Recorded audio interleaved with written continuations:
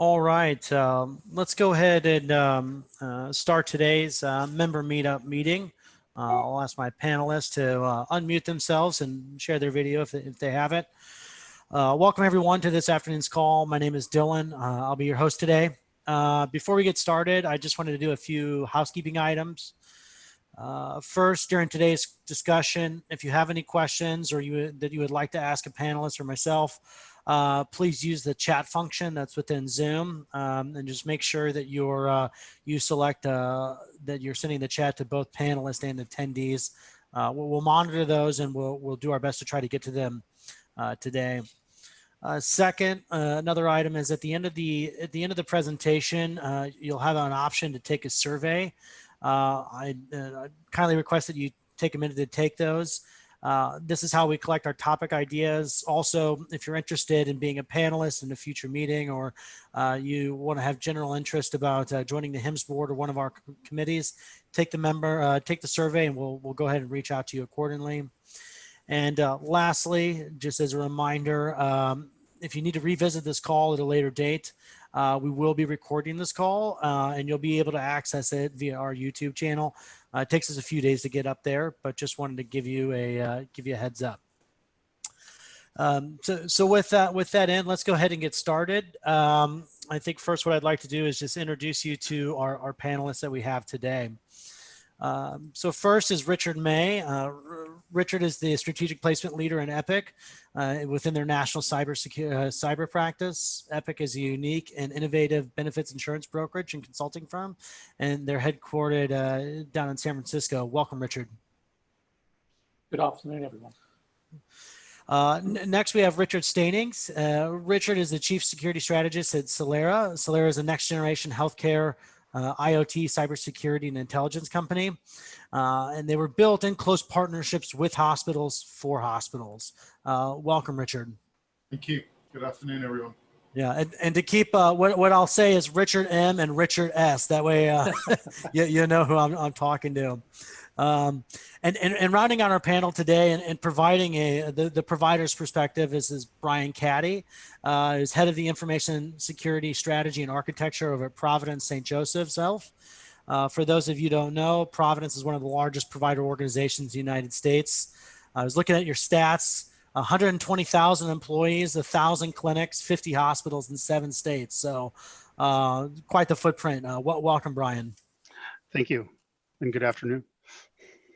And my name is Dylan Strecker. I'm your host. I'm president of the Washington HIMSS chapter. And when I am not hosting webinars in the afternoon for HIMSS, I spend my days as a advisory solutions director over at Lumeris, which is a population health company based out of St. Louis, Missouri. Thank you all for joining today, and let's go ahead and jump in. So what we do is we send out surveys to our members, and what we like to do is we like to get questions from our members and asking what are the things you're interested in, what are you talking about. And this month's survey was really focusing around cybersecurity, and what ended up kind of surfacing the most, right, in those member questions were really questions around ransomware.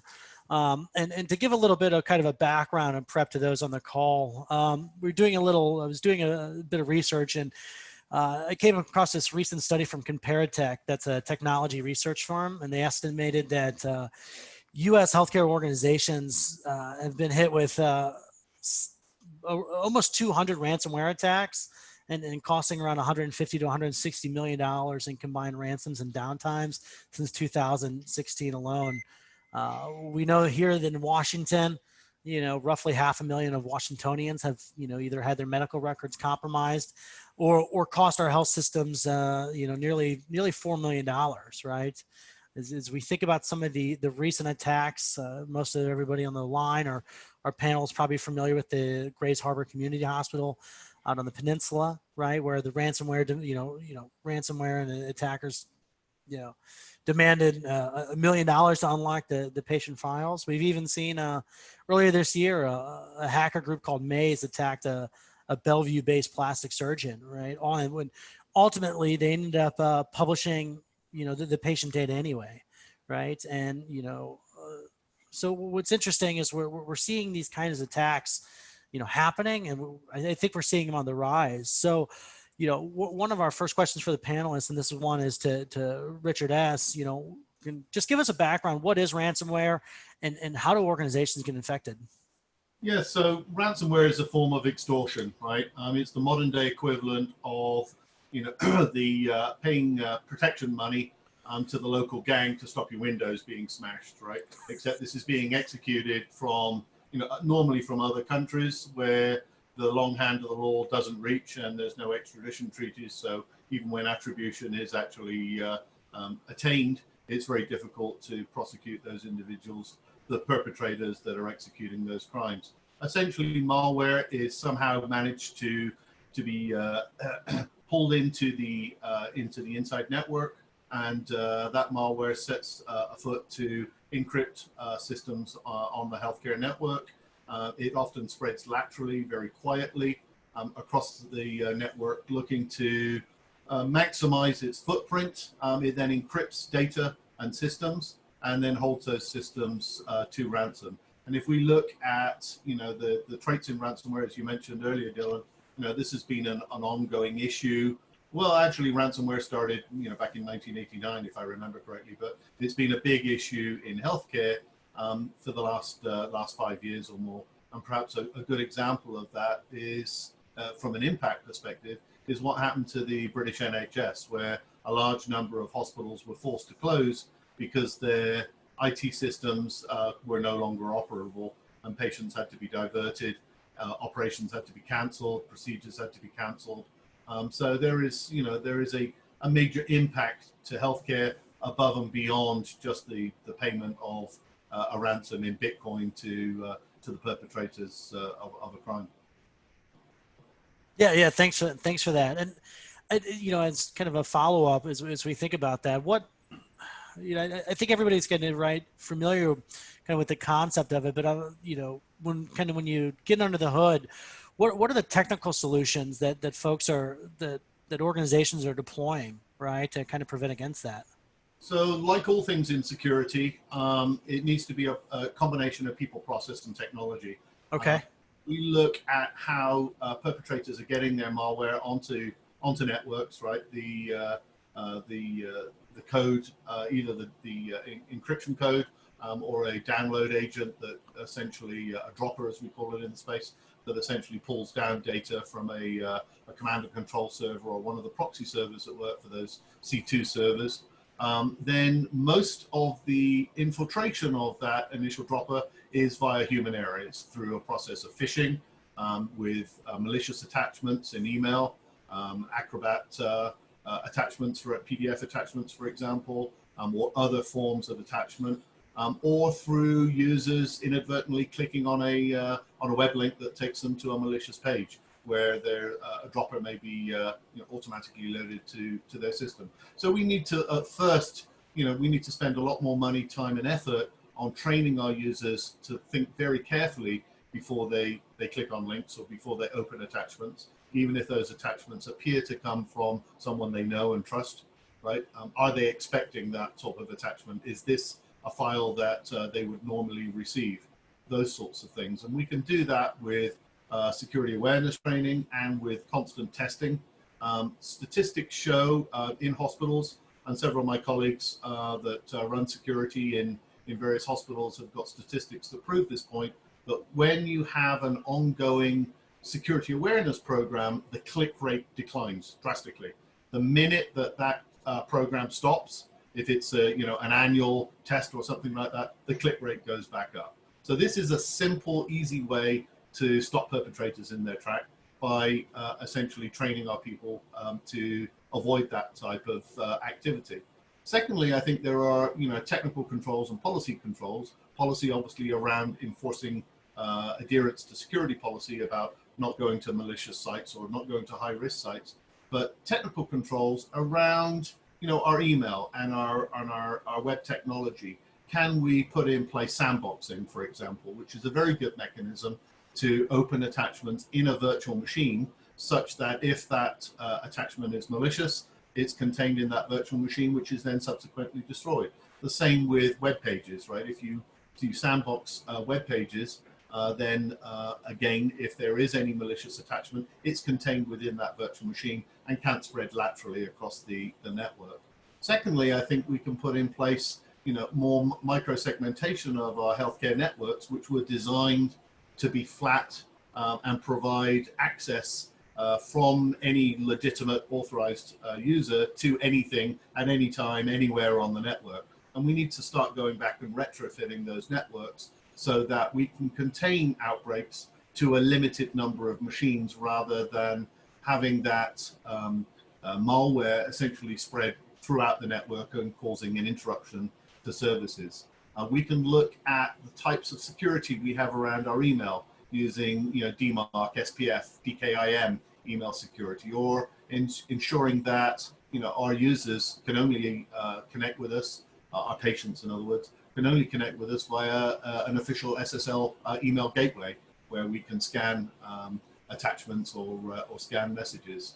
We also need real-time alerting against indicators of compromise, 24/7 SOCs, or managed detection and response services, or managed security services to provide us that eyes on glass to let us know when something hinky, for want of a better word, is going on our network so we can respond quickly.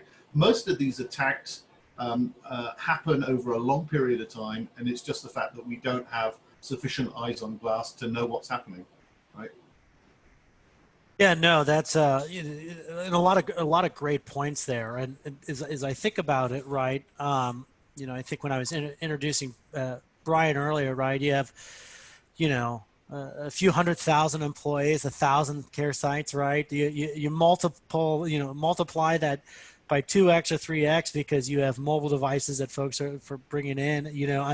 Brian, when I kind of, this question's for you, but from a provider's perspective, right, and kind of listening to kind of what Richard S. was talking about. I mean, are hospitals investing in that, or where are you guys investing in purchasing different types of products, or how are you training your staff to prevent these types of attacks? Well, the first step is making sure that there's a good understanding across the board that of the severity of the problem. Yeah. And that's one of those things, like I said, because right now we're all dealing with really tight budgets, with limited funds. A lot of the solutions, Richard did a great job of explaining what a lot of those would be and what the approach is. But a significant part of, I know the FBI Cyber Shield Alliance has some stats, some information on the increase that's happened just since the COVID pandemic has occurred, as well as I know Verizon has their the data breach investigation report, the DBIR, that for 2020 that just came out, and so they're all showing that yes, this is a severe problem. It's only getting worse, and it is significantly, it is something that is going through and growing. So a lot of what we're doing is, like Richard said, we're working on making sure that we have, since the number one way, the easiest way to get something into an environment is through email. So providing a solid email solution that does go through and provide sandboxing of links, provide sandboxing of applications, going through and setting that up for us. That's that's critically important to go through and do that. And then going through and doing the training, the individual training. So we contract with the training solution. So when we do our testing, it's important to do testing for going through and making sure that the employees know what to click on, what not to click on, because it's a very low risk to find the people who are most likely to go through and click on the wrong thing, and we have that constantly rotating through. And then if somebody clicks on something they shouldn't, they're automatically enrolled in a course to help go through and yeah, it's not a punishment. It's not a trap. No, it's not a trap. No, but it does help go through and reduce risk. We'll say rates of recidivism go down considerably if you've hit that once or twice.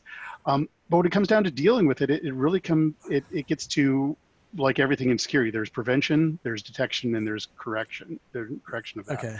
So we're dealing with, like I said, a lot of the email solutions and sandboxing as well. One of the most important things is setting up the firewall correctly. I've had some very spirited discussions on whether or not there is still an edge essentially in IT, and I believe it's important to try to have a perimeter.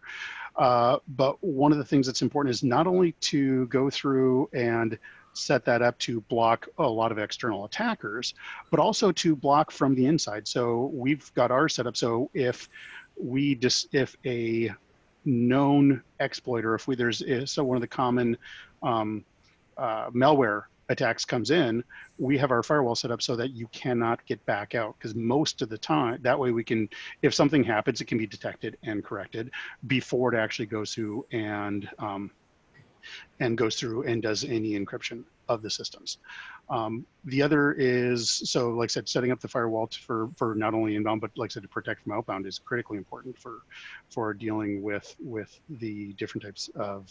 So okay. what you would, and I just want to clarify. So what you mean is that if, if you have a user that clicks on something, right? I understand the sandbox, but what it does is what you're doing is you're locking them out from accessing the rest of the system once they've infected themselves. Is that right? Actually, it's locking them out. There is endpoint detection response, which does do that, and that's something we're working with.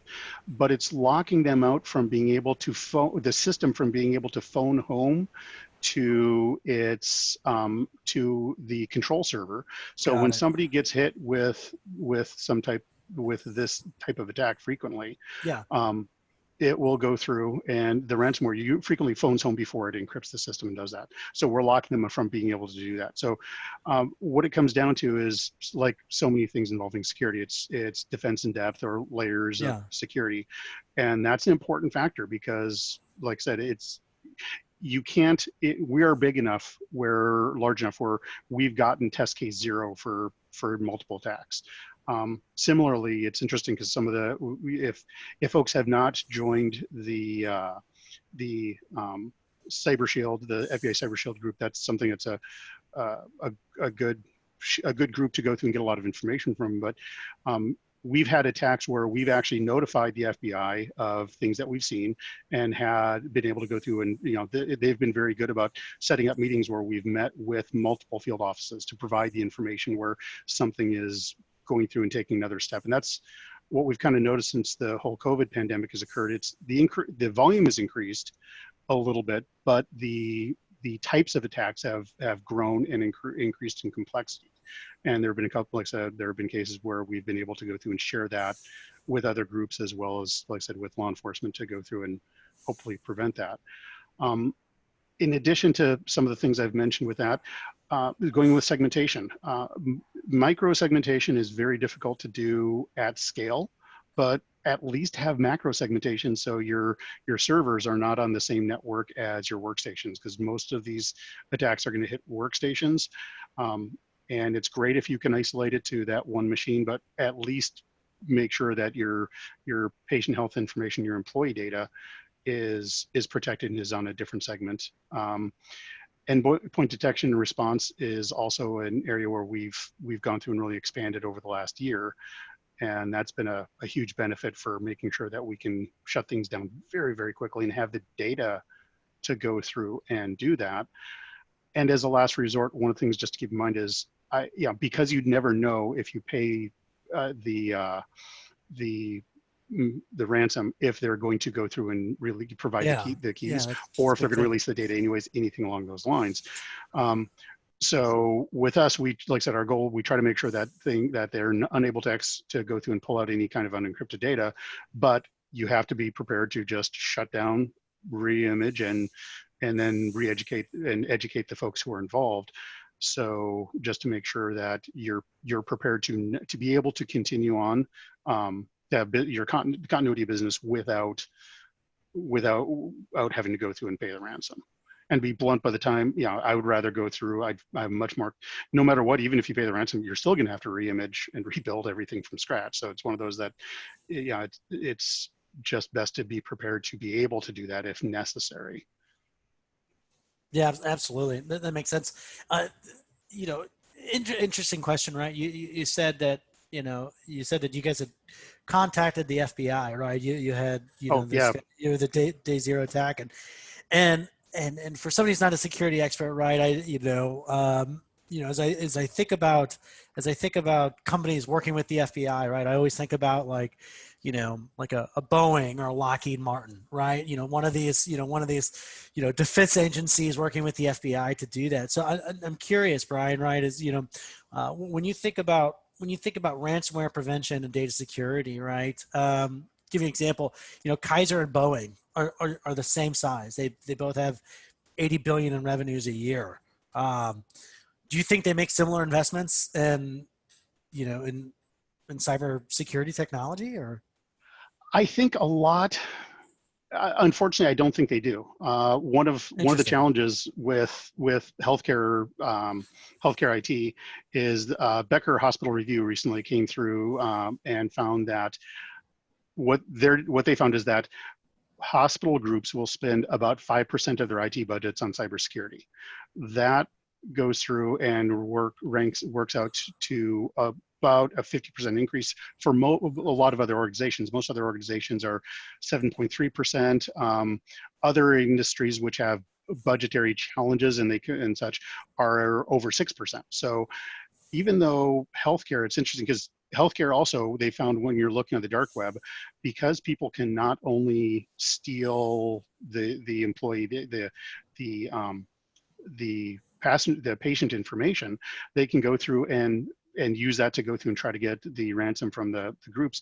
But there have been cases where they're trying to get that to go through and extort that from the individual patients who want to keep that secure. I mean, we have to be really careful with our data to make sure it doesn't get out. It's incredibly valuable. I kind of like it. It reminds me of the Willie Sutton, the quote attributed to Willie Sutton when they asked him, why did he rob banks? He's like, well, that's where the money is. And when we're talking about healthcare, to be blunt, on the dark web, that's where the money is. Yet we have a lower and over 80. They found the last report from the survey. I always blank. DBIR, the Data Breach Investigation Report. I have it right here because once it comes out, I'm always going through it. But they found that 88% of attackers for healthcare are financially motivated. So yeah. there's a huge desirability to get the hospital data, especially provider data. So we're, Providence is most at risk. I can't release our information, but like I said, what I can go through and do is mention, like I said, the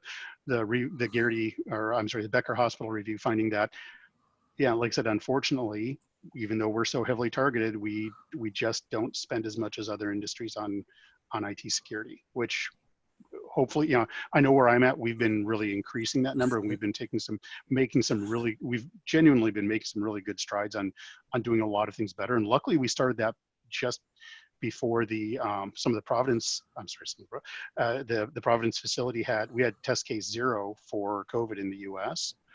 And luckily, we had just changed our employee VPN, remote connectivity model, just before that. So we had that all set to go. We already had a lot of telehealth in place. We increased our telehealth presence or usage by over 1,000% in less than 2 weeks. But a lot of it, luckily, we had started taking some steps a little over a year ago to really make things improve. And the timing worked. Like I said, that was very opportune for us, so that we were able to really much more efficiently adjust to a lot of these changes where, we went from less than 10% of our non-clinical workers working from home to essentially 100% in less than 2 weeks. Yeah, no, it's amazing what your system and what other systems have done to adapt around the country to the kind of new normal. You had mentioned something about just, sometimes you just got to lock it, down and go to downtime. And, this question is for Richard M. When we think about downtime, right, there's a cost associated with it, but, maybe can you describe, how you would define kind of system downtime and then the associated cost with that? Yeah, absolutely. So almost all cyber policies now include what's referred to as business interruption coverage. Yeah. That kicks in when you have an event that impacts your ability to do business. It actually comes in 2 flavors, one of which is to do with a security failure. So ransomware would be a classic example of a security failure. There's also one, though, which is far less known and understood, which is system failure. So something just goes wrong. So what is business interruption coverage? It's the difference between the net profit and continuing overheads that you would have earned if the system hadn't been impacted versus the actual net profit and continuing overheads that you had with the incident in mind. There's a third bucket there as well called extra expenses, which covers additional costs you incur to get yourselves up and running. So obvious examples might be paying overtime to technology staff to rebuild systems, the cost of bringing in vendors to help you with that process. It's an idea that's basically been copied from the property insurance world, where business interruption has existed forever, pretty much. So those two different types of business interruption insurance, you've got the security failure and the system failure, can really help alleviate the overarching problem with system downtime, which is essentially the loss of revenue to the organization, which would be using to cover your normal overheads and expenses, plus the additional costs you're incurring to try and get yourselves up and running. In the event of an attack, there are a bunch of other coverages as well that would normally also come into play. So whilst we're talking about ransomware here, we've already said a couple of different times that it's common for ransomware to be the final stages of a data exfiltration. So all cyber policies include within them responses to data exfiltration processes. So it covers the cost of a law firm, normally referred to as a breach coach, that works with you on what your legal responsibilities are for the loss of the data.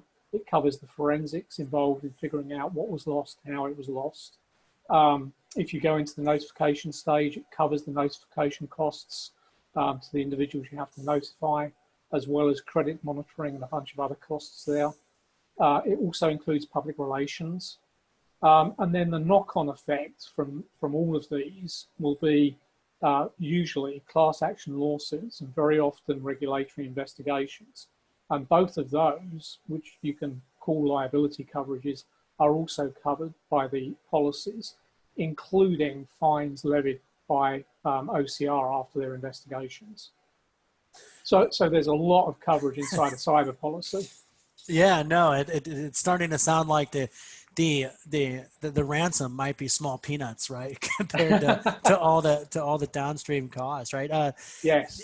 It's interesting, right? And as we were talking about a ransom, kind of a follow-up question to that might be, any idea on how hackers price? Right? Like, how do they know what to ask for, right, on a ransom perspective? Yeah, I'm curious if there's a fair market value on that, right? If you could look it up, and then in the event that an organization has to pay it, right? Like UCSF just paid, $1.1 million ransom. Like, yeah. How is it paid? So up until probably about a year ago, most ransomware attacks were pretty generic in nature. So the amount of money being asked for didn't really bear that much relationship to the entity that was attacked. However, their business model has changed. And what we're seeing now is a lot of research into the organizations that they're attacking to understand their revenue bases, what they can likely afford. And coupled with that, we talked about the fact that ransomware attacks often come from phishing. That investigation is giving them the ability to spearfish as opposed to fish to get results on this. And the two things combined mean that we're seeing significant increases in the amount of ransom that's being demanded for organizations, and it's clearly correlated to the size of the organizations. We've seen 200-300% increase over the last year in the average ransom demand based on the fact that they're doing research. So from a practical perspective, most cyber policies, the extortion or the ransomware payment is what's known as an indemnification coverage. So what that actually means practically is that the insured, the hospital, the provider, has to pay the ransom, and the insurance company then reimburses them. Not many companies or entities have $1.82 million lying around in cash. So the workaround for that is that the forensics firms that hold the Bitcoin wallets will arrange a short-term loan, which is essentially guaranteed by the insurance policy, allowing the healthcare organization to make the payment and then get reimbursed by the insurer. There are a few policies that are in fact pay on behalf, meaning they would pay the ransomware for you, but that's not terribly common. It's much more common for it to be the indemnity basis. Got it. Got it. Makes sense. You know, and I think the last question on ransomware, and I'm opening up to the panelists, and you mentioned the business case, right? That indicates to me that there's a business or an enterprise of people behind this, or entities behind this, right? Yep. We you know, the movies always like to show you know, a single genius hacker inside a rent-a-van, right, in front of the facility doing something. But what it's seeming like is more and more that you know, these are either sophisticated organizations or even, you know, countries, right? That's kind of what we're hearing. I'm just curious, you know, if one of you could comment on, you know, who, you know, when it comes to ransomware, right, where are they coming from? Like, where are these, you know, hacker groups coming from, and what do they typically look like, or how are they organized? A lot of them are coming from Eastern Europe, to be honest with you. I mean, the ransom gangs are essentially a global phenomenon, but the vast majority, if you look at it by volume, it's coming from Eastern Europe, from the former Soviet republics. They are extremely well organized. This is organized crime. The Russian mob, the Russian business network is, you know, one part of that. And this particular group are even quoted on the Russian stock exchange. They are heavily organized. The hackers go to work in their Mercedes and their BMWs wearing suits. They kiss their wives and kids goodbye in the morning, go to work, hack, extort, hold companies and individuals to ransom for millions of dollars at many times, cause distress, interruption to business services. And they have their services demarked along different lines of expertise. So you'll have one group that specializes in exploits, one group that specializes in infiltration, one that specializes in exfiltration, one that, you know, cleans the money, launders the money. They are extremely well organized. This is, as you say, this is a business. And I wish that we in the healthcare space look at the cybersecurity threats as a business as well. Back to Brian and Richard's points here, that, you know, we look at the potential, the true potential cost of loss, not just, you know, the fact that we've got cyber insurance against something, but the impact to patients, the patient safety issues, the damage to our reputations, and we perform a quantitative risk analysis of what are the full impacts of us not spending sufficiently on cybersecurity, or putting in place the types of controls and measures that we need to protect patients from attack, right? Not just patient data, but patients themselves as we move towards a digitally connected healthcare IoT environment where, you know, patients, devices attached to patients could be hacked and hold patients to ransom, not just the data at their disposal. We're in the cusp of a new era, and I think we need to look very carefully at this escalation of ransomware attack and look at what we can do as nations to, you know, to kill off this industry. I'm a firm believer that we should probably make it illegal to pay ransomware payments at all throughout the Western world in order to kill the market. To be honest, if, you know, senior executives of any organization haven't got their security incident response, their business continuity, disaster recovery capabilities in place today, after 5 years of ransomware, then, you know, they need to go and retire and be replaced with someone who can do that job, right? This is not a problem that is going to go away. It's actually being magnified by the profits that can be made by our inability to prepare for such things. And I'm glad that Richard brought up the level of organization that they have in these other countries, because it's interesting, because we think of a lot of the hacking laws that exist here, but in Russia, it is not against the law to hack anything outside of the country. There are no laws against it. Inside of Russia, you very seldom see people inside of Russia hacking inside of Russia, but outside there simply are no laws. These are jobs that people have. But similarly, I think we need to look at the breadth of attacks that are happening right now, because it's not just that. I know right now there have been multiple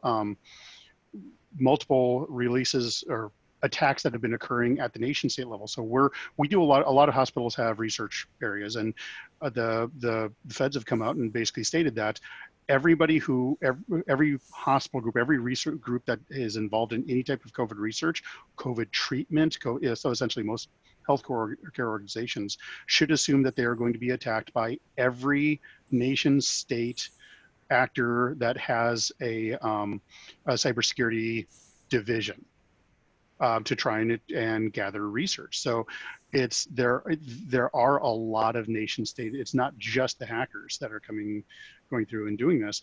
Also, we have to understand it's not just the patients. Over 50% of the compromises for hospitals have involved employee data. Have been involving private information, not patient healthcare. So for all of us who work in the healthcare industry, when we're protecting private data and what we would consider regulated data, including personally identifiable information, we are protecting ourselves even more than we're protecting our patients when we go through and do this. And when you look at the fact that this is just a job for some folks, it's interesting. Like I know that the I shouldn't say no. I am confident that the NSA will go through and look at things in other areas, but similarly, so do other countries. So, for example, Unit 61398 and the People's Liberation Army, they have a lot of cybersecurity activity that goes on. I find it interesting that they're not at the political headquarters of the country. They're in Shanghai, which is the financial headquarters. So just observation on my part that I find interesting. But in looking at that, I mean, it's a 9-to-5 job. You see, even though there are a certain number of things that are scripted and run all the time, at a certain time at 9 o'clock in the morning local time, things ramp up, and then at 5 o'clock things start winding down a little bit. But one of the challenges is that a lot of these hacker collectives, as well as individuals, even if they're financially motivated, they're just going to keep trying task after task to try and see what gets in. The problem with nation state is if you're a military actor, so if you are a military member and your commanding officer says, do this, do X, do whatever this attack is until I tell you to stop, it's relentless. They do not stop. It just keeps going until they're tasked with something else. So even though we're talking about a lot of there's criminal organizations that are trying to do the ransomware, there are also some nation states which are involved in ransomware and other nation state attacks where they're looking for research or gathering data for a variety of reasons.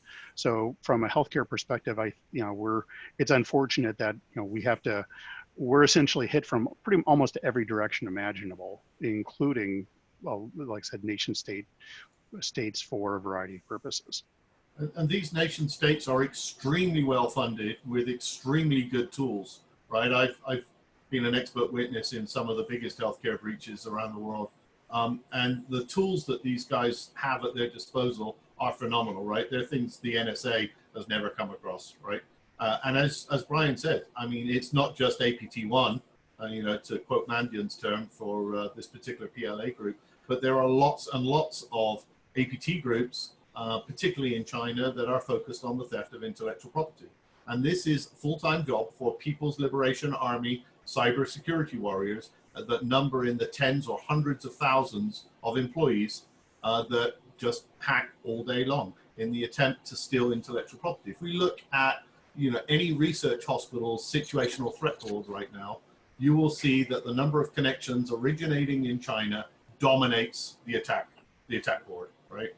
There are others that are at play, the Russians, the North Koreans, the Iranians, but from a healthcare perspective around the theft of intellectual property, China is by and far the biggest player in this space. So we've got some geopolitical issues here around the protection of intellectual property and around stopping this, hybrid cyber warfare that is very quickly evolving here. Yeah, thanks for that. No, that's fascinating. I didn't realize. I guess crime can be business, right? 9 to 5. It's interesting, right? As we think about, at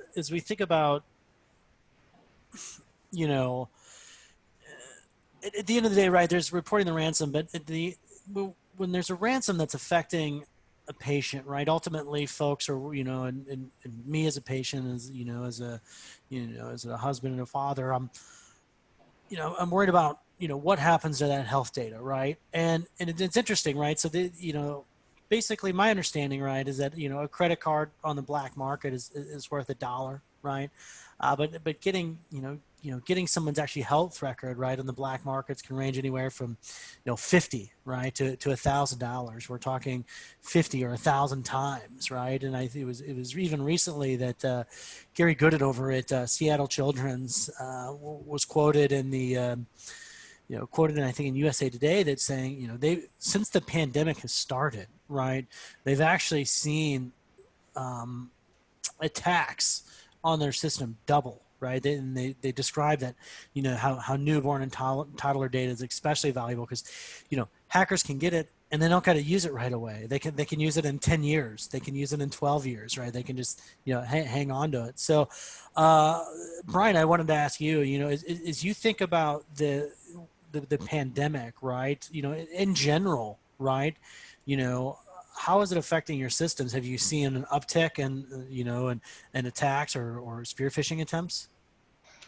We've seen more of an evolution of attacks. So Okay. yes, there's been an increase, Yeah. but the attacks have gotten far more complex. And my perspective, like you were mentioning, there are people getting like for Seattle Children's or any children's hospital, getting the data for young people is especially valuable because it's so long lived. Yeah, it's got shelf life. Yeah. Yep. And then for other folks, like I said, there are a lot of benefits to that. But I think that there are a lot of different groups who have just a few little, just new things kind of waiting in the wings. Everybody has their product. These are organizations, these are businesses, and they have new products that are just kind of waiting for release.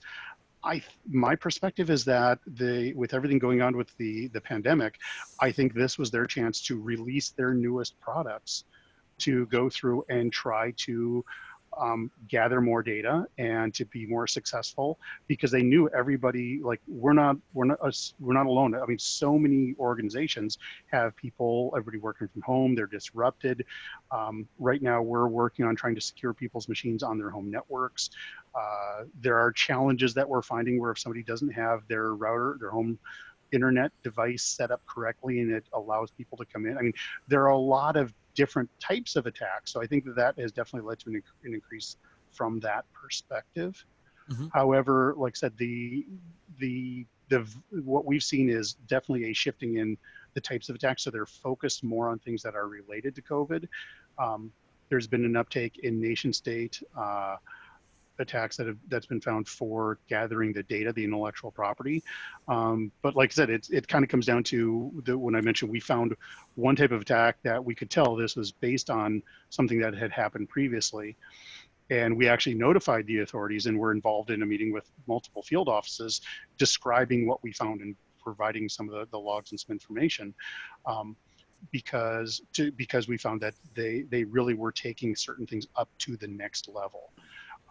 One of the other challenges, though, is we have to be, like anything, you have to be very careful with what's shared with law enforcement, because like anything, we have to be careful of our private regulated data from everybody.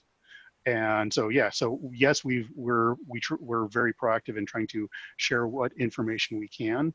But it's one of those challenges. You have to be careful not to share things that are, just because you're sharing it with law enforcement doesn't mean you can legally share anything. There's a process to go through mm-hmm.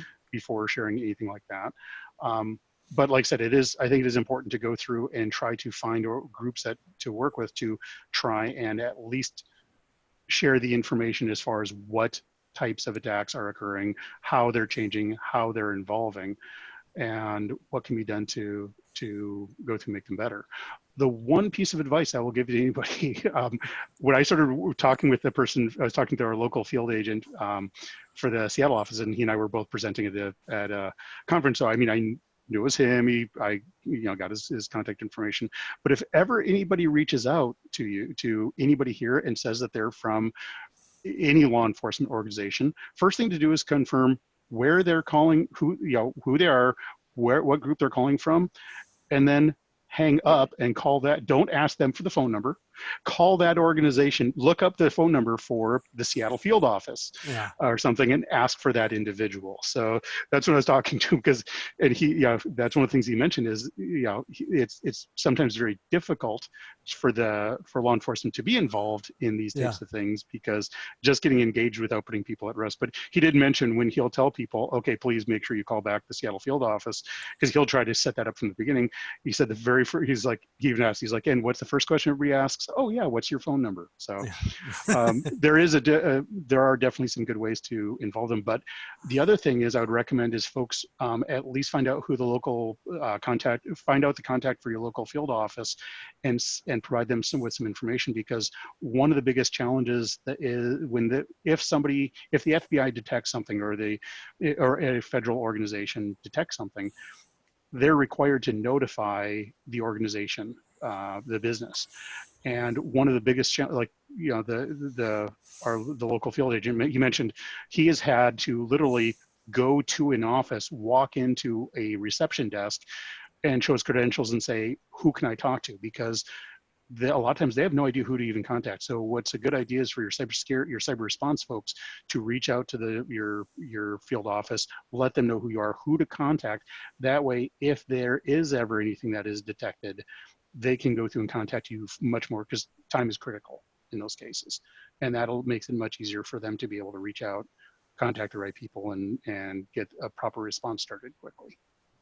Yeah, no, that's great. That's great advice. And I definitely like the idea of confirming and calling them back. I think I could deploy that in several other areas in professional and personal life. Yeah, a little social engineering, perhaps. Yeah. Richard M or Richard S, right? Any uptick in when you look at across your client board, right? Anything to add, related to, how you think that the pandemic is either affecting different types of attacks, right? Which Brian was talking about, or just maybe a general uptick in types of claims that you're seeing, Richard M. So from an insurance perspective, there's definitely a lot of anecdotal commentary around the number of attacks increasing. And with the number of attacks increasing, if the success rate stays the same, the number of successful attacks increases. What I can't give you at the moment is any data about that. We're still too early in the process for data to have actually been collected. But most insurers are seeing what they believe is to be relatively significant increases in the number of attacks and as a corollary, the number of successful infiltrations. Thanks for that. Go ahead. I was going to say, according to Department of Health and Human Services, in the first 6 months of the year, there was a 50% increase in the previous year in attacks. If we look at attacks against the World Health Organization, that went up 500%. If we look at other statistics from the FBI, from InfraGard, from other organizations, this is all a dramatic uptick. So cyber criminals are aware that our guards are down. The attack surface is much, much broader than it has been in the past, since we're all working from home today. And that, we are distracted by COVID, right? I mean, we have gone, as security leaders, we've gone from protecting 1 or 2 sites of 20,000 people to 20,000 individual sites as individuals work from home, connecting from their home offices over their home internet connection, sharing that connection perhaps with their gamer children or their social media addicted other family members. They're using a $50 firewall router, perhaps that the firmware has never been updated in the 10 years they've owned it, and the default password's never changed, right? So we've got a very different attack surface than we had 6 months ago when we were all working in offices. you know, and this is very prevalent to or very important to attackers, because hey, it's, you know, it's like salmon season for bears, right? As the salmon swim upriver, the bears gorge themselves, and I think this is what is happening amongst the cyber criminal community. And then when you combine that with the targeted nation state attacks against research into COVID, so that, you know, their countries' pharmaceutical organizations can be the first to market with whatever, you know, drug comes out to inoculate us all against, you know, this latest coronavirus, then you know, you've got attacks coming at you from multiple different directions, and from multiple different actors. And getting back to one of the things that the initial questions, what can be done to help with that?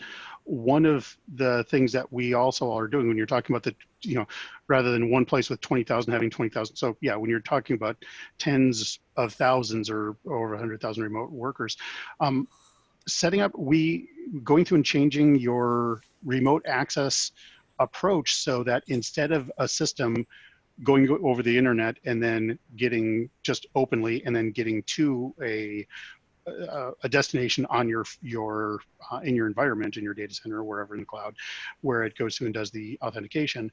One of the changes that we've made is setting up a proxy in the cloud so that for workstations, as soon as it's an always on solution, so as soon as that workstation gets online, it essentially locks out any communications until it gets to a VPN that's established with a proxy that's in the cloud. And then that proxy in the cloud goes through a security device, goes through and is integrated with the firewall and connects to something on-prem. So there are some ways of trying to go through and address this. And I just wanted, since we were talking earlier on, you know, one of the other questions was, what can people do that? That is something that is more important now than it was 6 months ago by a significant margin. Yeah, I would agree with you, but I think we've got, I've seen a prevalence of split tunneling as hospitals have been challenged by their VPN licensing or the load on their VPN concentrators. And I know that there's been a lot of remedial work done to kind of up licensing to replace hardware over the last few months, but there was definitely a period there where users were attaching to using split tunneling to hospital resources, right? Yep. We've also got another issue where, you know, you couldn't get a laptop for love or money back in March, right? When everyone started working from home. So hospitals were faced with some pretty tough challenges. Do we allow people to use their own machines from home, right? Do we push down whatever we can in terms of endpoint protection? As you mentioned, Brian, you know, around making sure that that machine is compliant before attaching to the network, until such times that we can put a managed endpoint out with users. And I think there's still some cleanup that needs to happen if we look particularly across the smaller providers in the rural settings that just don't have the resources or the capability to rapidly deal with an expanded distributed workforce at the same time that they've had to rapidly adopt telehealth and telemedicine and other digitalization in order to stay in business.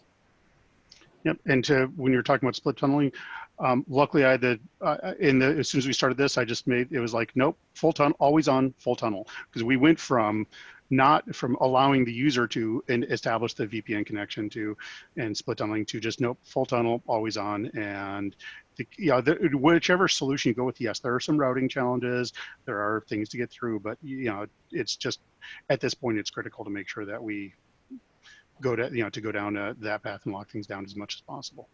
Agreed. Yeah, no, you're absolutely right. And what I frequently hear from health system CIOs is that that staff that they've sent home, right, to work remotely, they don't have any intentions of bringing them back, right? So kind of there's going to be, and we're also seeing this from large companies like Amazon, or even I think it was Twitter that recently announced that they'll allow their remote employees to work at home indefinitely, right? As they start to look at the cost benefit analysis of site shifting and cost shifting at home. As we think about that, and this question's for Richard, right? Richard M., you know, any impacts or policy updates, you know, folks need to think about, right? If they're going to move several thousand of their staff remotely, you know, what should they be looking at in their policy, or you know, if they pick up the phone and call you, what should they be asking about? So I get the good news is that almost all cyber policies, the security that your information you're providing is understood to be a snapshot in time, and the security will evolve. So I'm not aware of any cyber insurers who have tried to modify or alter terms because all of a sudden there's a multiple of the individuals working from home. That just hasn't happened. Now, having said that, as our accounts come up for renewal, the insurers are asking a lot of questions around just how that went, how it's happened. They're really interested because of ransomware and backup processes and procedures, as well as network segmentation. So they are asking quite detailed questions around that, but they're doing it at renewal, which is the good news for the buyer. So you're not having to respond to the insurance part of the question as you're also trying to deal with these very challenging technology issues. Good. Well, thank you so much for that, gentlemen. And we only have a few minutes left, so to that end, I think we'll have to wait to cover the exciting topic of business associate agreements till next time. But to that end, I want to thank you. Thank you to my panelists for joining me today and really discussing about the impacts that health systems are or what we're seeing, how it's impacting them financially, and some of the technical capabilities that health systems are either needing to purchase or build, right, in order to protect themselves. And what's interesting for me is it sounds like that this isn't just going to go away, right, in the summer like other things, right? We would expect that this type of attacks and these types of bad actors to only increase year over year, and again, so making sure that we have the technical resources in place, are quite important. To that end, thank you everyone for joining today. As we end this survey, you should have a second dialog box open up. It is a safe link. It is from me. It is a survey. We'd ask you to take time to take a survey and let us know what you think about the topics, as well as if you're interested again in being a panelist or hearing about ways that you can get more involved with the HIMSS chapter, please fill out that survey and one of the board members or committee members will be in touch. But again, thank you so much to our panelists today, and that concludes our August member meetup. Thank you.